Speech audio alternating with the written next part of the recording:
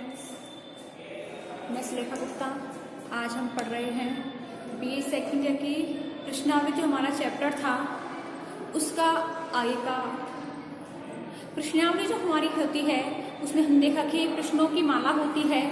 इसमें जो अध्ययनकर्ता होता है वो प्रश्नों को लिख करके सूचनादाताओं के पास डाक के द्वारा भेजता है।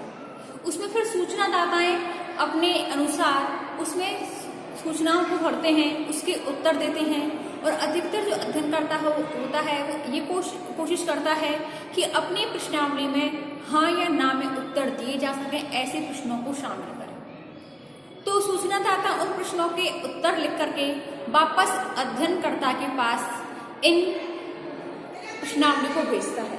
तो इसलिए प्रश्नावली को डाक द्वारा प्रेषित प्रश्नावली भी कहते हैं। हमने प्रश्नावली के कितने प्रकार होते हैं, कैसी होती वो भी देखे थे। अब आज हम देख रहे हैं प्रश्नावली की रचना कि प्रश्नावली की रचना किस प्रकार की जाती है। प्रश्नावली की रचना किस प्रकार की जाती है? तो प्रश्नावली की रचना में 3 प्रकार होते हैं: अध्ययन की समस्या, प्रश्नों की उपयुक्तता एवं प्रकृति, शब्दावली। इसके अंदर भी कुछ होते हैं जैसे कि प्रश्नों की स्पष्टता एवं विशिष्टता, प्रश्नों की सरलता, इकाइयों की सरल परिभाषा, सही सूचना प्राप्त करने योग्य प्रश्न, संक्षिप्त एवं श्रेणीबद्ध प्रश्न, कम प्रश्न, गणना, गुप्त सूचनाएं, अत्यधिक गहन सूचनाएं, पथ प्रदर्शक प्रश्नों से बचाव, तकनीकी शब्दों की व्याख्या, कल्पनात्मक प्रश्न, दकियानुसी प्रश्नों से बचाव, व्यंग्यात्मक प्रश्नों से बचाव, पारस्परिक पुष्टि वाले प्रश्न। और इसके बाद हमारा तीसरा आता है प्रश्नावली का बाह्य एवं भौतिक पक्ष। इसके अंतर्गत आकार, कागज, छपाई, प्रश्नावली की लंबाई, जगह छोड़ना, प्रसंगों की व्याख्या व्यवस्था, प्रश्नावली की पूर्व जांच। और इसके बाद आते हैं प्रश्नावली भेजने में सावधानियां कि अध्ययनकर्ता को जो प्रश्नावली सूचनादाताओं के पास भेजता है तो उसे क्या सावधानियां बरतनी चाहिए, इसके अंतर्गत भी हम देखते हैं। तो इस प्रश्नावली रचना में हम सबसे पहले देखेंगे अध्ययन की समस्या कि किस प्रकार से सूचना अध्ययनकर्ता को अध्ययन की समस्या के अंतर्गत उन समस्या का सामना करना पड़ता है। तो जो भी प्रश्नावली के द्वारा जो अनुसंधान करता होता है वह काफी हद तक सफलता प्राप्त कर चुका होता है। उसकी रचना और निर्माण विधि पर निर्भर करती है क्योंकि प्रश्नावली का उत्तरदाता बिना अनुसंधानकर्ता की सहायता से उत्तर देता है। इसलिए प्रश्नावली के निर्माण में बहुत सावधानियां बरतनी चाहिए। तो सबसे पहले हमको आती है अध्ययन की समस्या कि प्रश्नावली विधि के द्वारा अध्ययन करने और प्रश्नों की रचना करने से पहले यह आवश्यक होता है कि समस्या के विभिन्न पक्षों का विश्लेषण किया जाए कि हमारी समस्या है इसके कौन कौन से पक्ष हैं। तो सबसे पहले हमें उसकी विभिन्न पक्षों का विश्लेषण करना चाहिए। इसके बाद उस विषय से संबंधित अनुसंधानकर्ता के पूर्व अनुभवों का प्रश्न के निर्माण में उपयोग करना चाहिए कि अनुसंधानकर्ता के पास जितने भी अनुभव है, जितने भी उस संबंधित समस्या से संबंधित प्रश्न उत्पन्न होते हैं उसके मानसिक में उन प्रश्नों को उसमें शामिल करना चाहिए। इसके बाद विषय से संबंधित उपलब्ध साहित्य का भी प्रश्नों के निर्माण में उपयोग किया जाना चाहिए।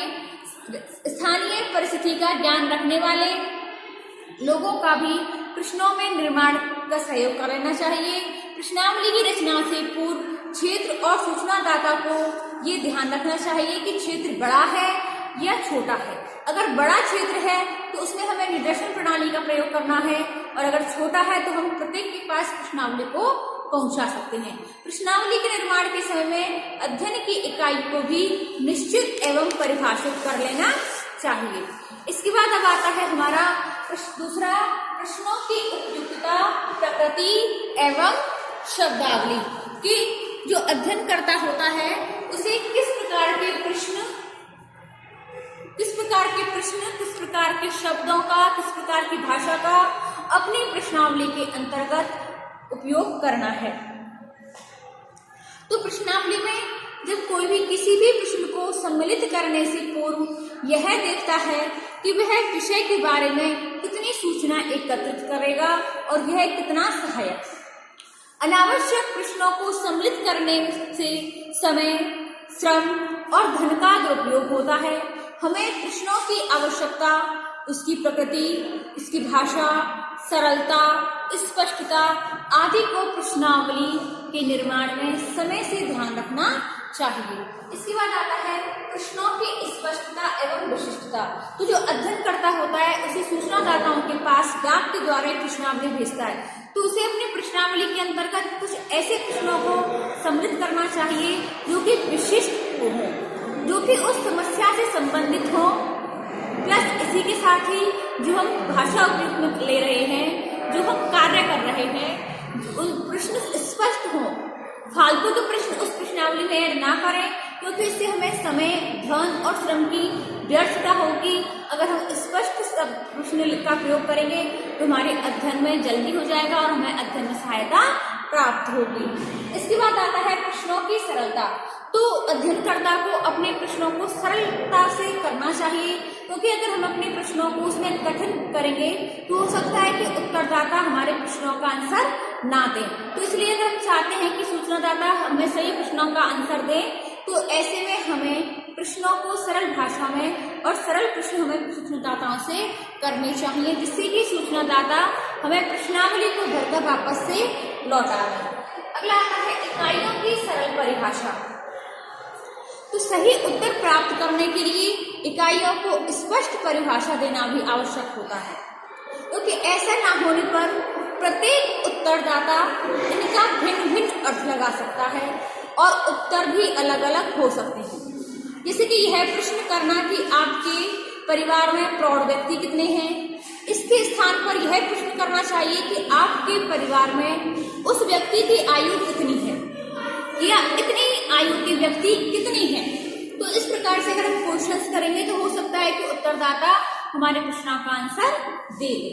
अगला आता है सही सूचना प्राप्त करने योग्य प्रश्न। तो सूचनादाता को, अध्ययनकर्ता को ऐसे प्रश्नों का इसमें समावेश करना चाहिए कि हमें सही सूचनाएं प्राप्त हो जाएं,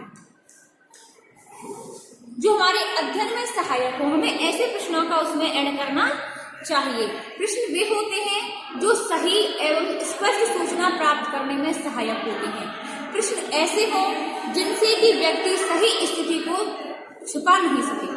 जैसे कि प्रश्न हमें करना है कि तुम आधुनिक शिक्षा के विरुद्ध क्यों हो, ये अनुपयुक्त रहेगा। इसके स्थान पर हमें पूछना चाहिए कि आधुनिक शिक्षा में कमियां क्या क्या हैं, जिससे कि हमें ये निकल कर आएगा कि ये व्यक्ति आधुनिक शिक्षा के खिलाफ क्यों है, इसके क्या कारण है। अगला आता है संक्षिप्त एवं श्रेणीबद्ध प्रश्न।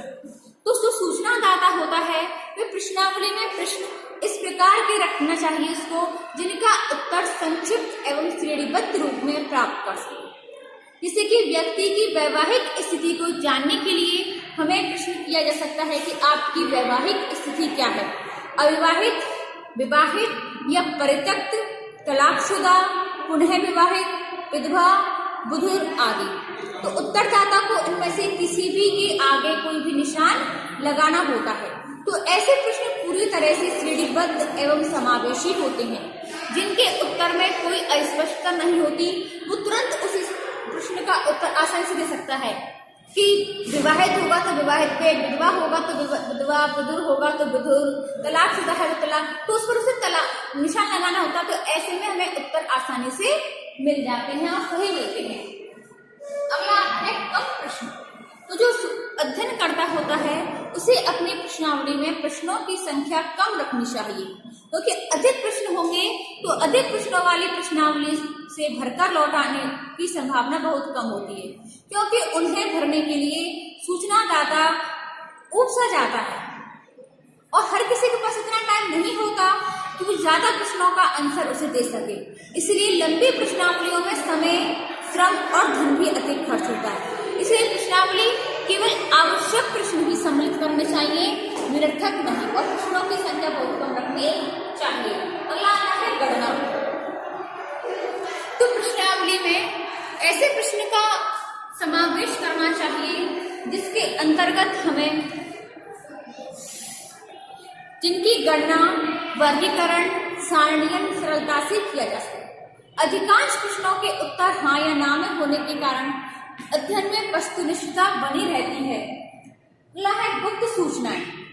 तो प्रश्नावली में सूचनादाता से संबंधित गुप्त सूचनाओं को जानने वाले प्रश्न सम्मिलित नहीं करने चाहिए, क्योंकि ऐसे प्रश्नों का उत्तर वह नहीं देना चाहता है, इसलिए किसी व्यक्ति से उसके यौन संबंधों एवं व्यापारिक रहस्यों के बारे में प्रश्न नहीं पूछने चाहिए, क्योंकि उत्तरदाता ऐसे प्रश्नों का उत्तर नहीं देगा। अगला है दकियानुसी प्रश्नों से बचाव।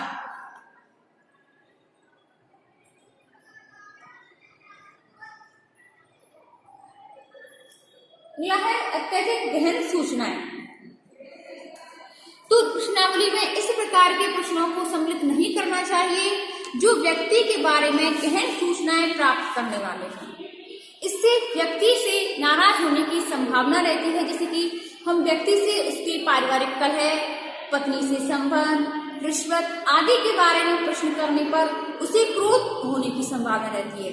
ऐसी स्थिति में उत्तर पाने से वंचित रहना पड़ सकता है। हो सकता है कि उत्तरदाता को गुस्सा आ जाए या वह नाराज हो जाए, तो ऐसे में हमारी सूचना जो प्रश्नावली है उसका उत्तर ना दे।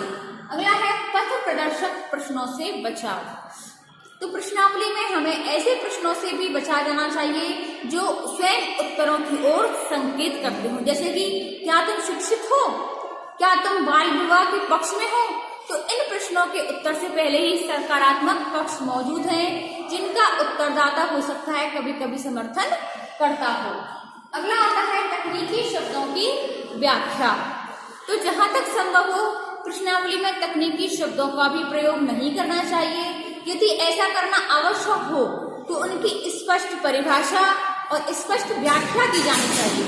जैसे कि यदि हम गरीबी, बेकारी, अर्धबेकारी, बाल अपराध, श्वेत वसंत अपराध आदि शब्दों का प्रयोग करते हैं तो इनकी अलग से परिभाषा भी दी जानी चाहिए।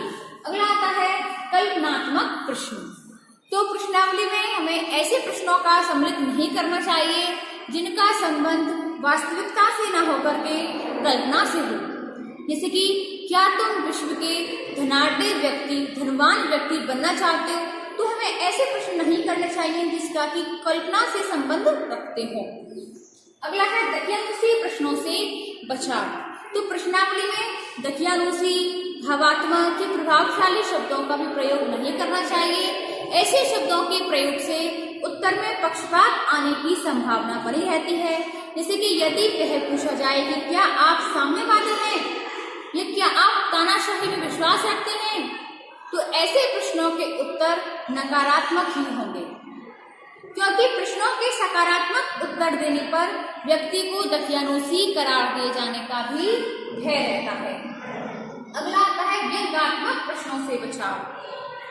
तो प्रश्नावली में इस प्रकार के प्रश्न नहीं होने चाहिए जो सूचनादाता पर व्यंग करते हो। ऐसी स्थिति में प्रश्नों का उत्तर प्राप्त करना संभव नहीं होता है। अगला आता है पारस्परिक पुष्टि वाले प्रश्न। तो प्रश्नावली में ऐसे प्रश्नों को सम्मिलित करना चाहिए जो एक दूसरे को पुष्टि करते हो। ऐसे प्रश्नों से सूचनादाता द्वारा दिए जाने वाले अशुद्ध उत्तरों का भी पता चलता है और उन्हें ठीक भी किया जा सकता है। इसके अंतर्गत प्रश्नावली रचना के अंतर्गत तीसरा पॉइंट आता है प्रश्नावली का बाह्य अथवा भौतिक पक्ष। तो बाह्य पक्ष होता है, इसमें इसका आकार होता है, बड़ा है, छोटा है, उसके लिए कागज की आवश्यकता होती है, प्रश्नों को छापने की आवश्यकता होती है, प्रश्नों की लंबाई की होती है, आंसर देने की जगह छोड़ना होता है। तो इस प्रकार के हमें काफी सारे कार्य करने होते हैं। तो प्रश्नावली के अंतर्गत आता है उसका बाह्य और भौतिक पक्ष। तो इसके अंतर्गत हम पहला पॉइंट देखेंगे आकार की। जो प्रश्नावली की सफलता के लिए केवल प्रश्नों की भाषा उसके शब्दों पर भी निर्भर नहीं करता है, बल्कि उसकी भौतिक बनावट पर भी निर्भर करता है। तो उसमें सबसे पहले आता है हमारा साइज यानी कि आकार। तो प्रश्नावली बनाने के लिए कागज का आकार 8x12 या फिर 9x11 का होना चाहिए, जिन्हें आसानी से मोड़कर हम लंबे लिफाफे में रख सकें। परंतु वर्तमान में छोटे आकार की प्रश्नावली जो कि पोस्टकार्ड साइज में होती है, इसका प्रचलन अधिक बढ़ गया है। क्रम प्रश्नों की कम पेजों की प्रश्नावली होने पर उसका डाक खर्च भी कम होता है, उसके भरकर लौटकर आने की भी संभावना रहती है। लंबे आकार की प्रश्नावलियों को डाक द्वारा भेजने पर फटने का भी डर रहता है, क्योंकि अगर लंबी होगी तो उसे कागज मोड़कर हम लिफाफे में रखेंगे तो वो मुड़ जाएगी और फटने का भी इसका डर बना रहता है। अगला आता है कागज। तो प्रश्नावली के प्रयोग के लिए जो प्रयोग किए जाने वाला कागज टाइट यानी कि कड़ा होना चाहिए, चिकना होना चाहिए, मजबूत और टिकाऊ होना चाहिए। खुरदरा ये चिकना कागज नहीं होना चाहिए। जहां तक हो कागज रंगीन और ध्यान आकर्षित करने वाला होना चाहिए। विभिन्न प्रकार के विषयों से संबंधित प्रश्नावली में अलग अलग रंगों के कागज का प्रयोग करना चाहिए। उनकी छटाई का आसान हो जाती है कि हरे, लाल, पीले इस प्रकार के अलग अलग कागज होने चाहिए और जिस प्रकार के जिस विषय से संबंधित उनके प्रश्न हैं उनको अलग अलग रंगों में डिवाइड करना चाहिए, जिससे कि हम उनके रंगों से अलग उनसे पहचान सके, छटाई हो सके। और कागज अगर पतला होगा तो डाक खर्च कम लगता है। अगला आता है छपाई। तो प्रश्नावलियों को जो हमारे प्रश्न होते हैं उनको छापा जाता है। तो प्रश्नावलियों को छपाया जा सकता है या उनका साइक्लोराइट्स भी करवाया जा सकता है। छपाई स्पष्ट एवं शुद्ध होनी चाहिए जिससे कि उसे आसानी से पढ़ा जा सके। अगर उसको हल्की छपी होगी या कटी फंसी होगी, अस्पष्ट होगी तो वह उसको सूचनादाता पढ़ भी नहीं पाएंगे और वह बोरिंग सी होगी। इसलिए उनको आकर्षक छपाई सूचनादाता पर मनोवैज्ञानिक प्रभाव डालती है। अगला आता है हाशिया प्रश्नावली की लंबाई। तो प्रश्नावली बहुत अधिक लंबी नहीं होनी चाहिए जिसे भरने में सूचनादाता उब जाए, उसे निरस्ता महसूस हो। तो प्रश्नावली ऐसी होनी चाहिए जो कम समय में, लास्ट आधे घंटे में भरी जा सके। तो हमें ऐसे प्रश्नावली, ऐसे प्रश्नों का उसमें समावेश करना चाहिए। अगला है हाशिया एवं जगह छोड़ना। तो प्रश्नावली का निर्माण करते समय हमें उसके प्रश्नों के बाईं साइड हमें छोटा सा भाग छोड़ना चाहिए, इससे कि प्रश्नावली आकर्षक बन जाती है और आवश्यकता पड़ने पर हम उसमें टिप्पणी भी कर सकते हैं।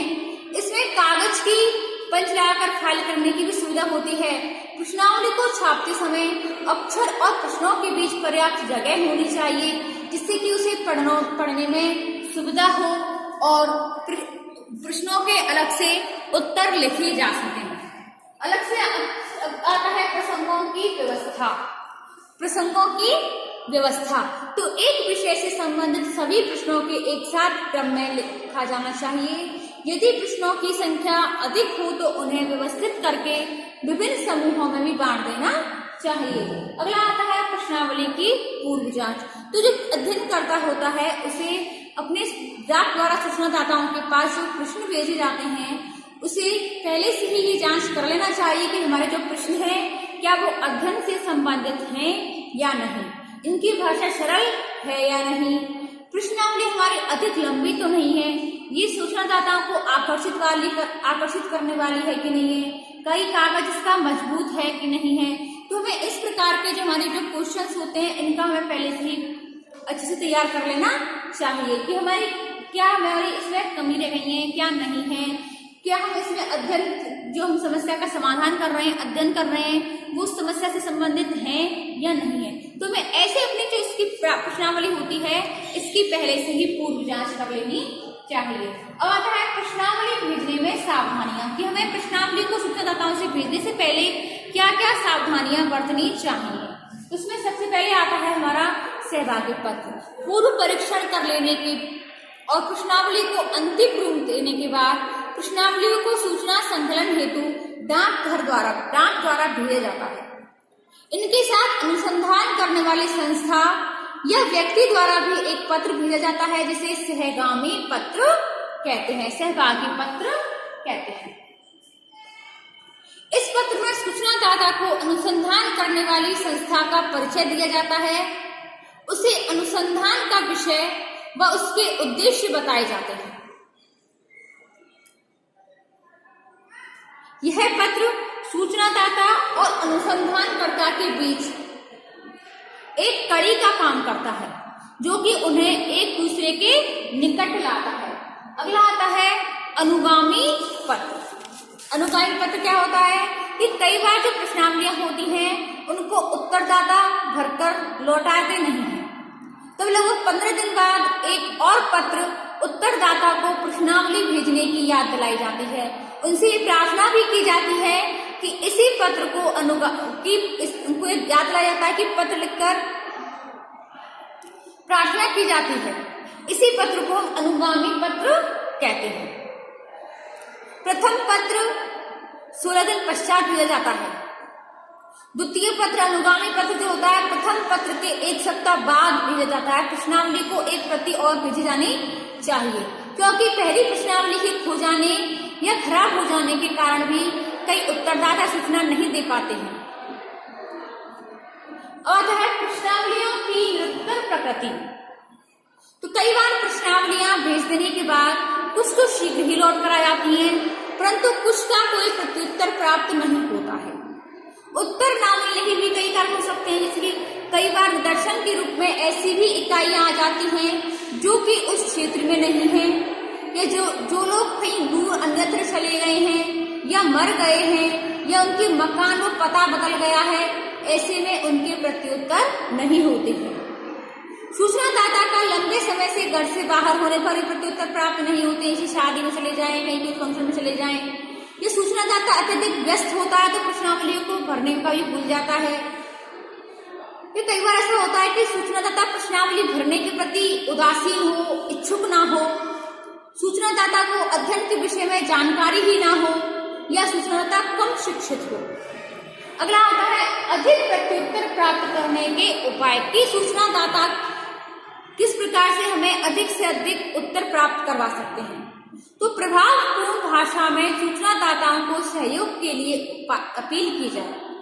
प्रश्नावली भरकर लौटाने वाले को कोई पुरस्कार या पारिश्रमिक देने का आश्वासन दिया जाए, क्योंकि हो सकता है कि उसके लोभी लालच में आकर कोई उत्तर आंसर भर के प्रश्नावलियों का उत्तर देके सूचनादाता उनकी प्रश्नावलियों को वापस भेज दे, लौटा दे। प्रश्नावलियों को उत्तरदाता के सही पते पर पहुंचाया जाए, क्योंकि अगर हो सकता है कि प्रश्नावलियों को उत्तरदाता के पास नहीं सही पता नहीं होगा तो वह सही पते पर नहीं पहुंच पाएगी, तो वह उत्तर कैसे पहुंचेगा। तो इसलिए सूचनादाताओं के सही पते पर उनको पहुंचाएं। प्रश्नावलियों को उत्तरदाता के पास सही समय यानी कि छुट्टी के 1-2 दिन पहले ही पहुंचाना चाहिए, क्योंकि हो सकता है कि हर किसी के पास काम होता है कि वो इतने बिजी हो कि उनको उत्तर ना भेज पाए। तो इसलिए अगर छुट्टी का हमें पता है कि हमारी छुट्टी इतने दिन की है, लगभग आने वाली है, ये संडे है या कोई 30 त्योहार के फंक्शन है, छुट्टियां आने वाली है, तो मैं उस फंक्शन से उन छुट्टियों से 1-2 दिन पहले ही भेज देनी चाहिए, जिससे कि वो उत्तरदाता छुट्टियों के समय में उन प्रश्नावलियों को पढ़ सके। तो स्टूडेंट्स, आज की जो हमारी वीडियो है वो है प्रश्नावली की रचना और प्रश्नावली भेजने में क्या क्या सावधानियां हमें बरतनी चाहिए।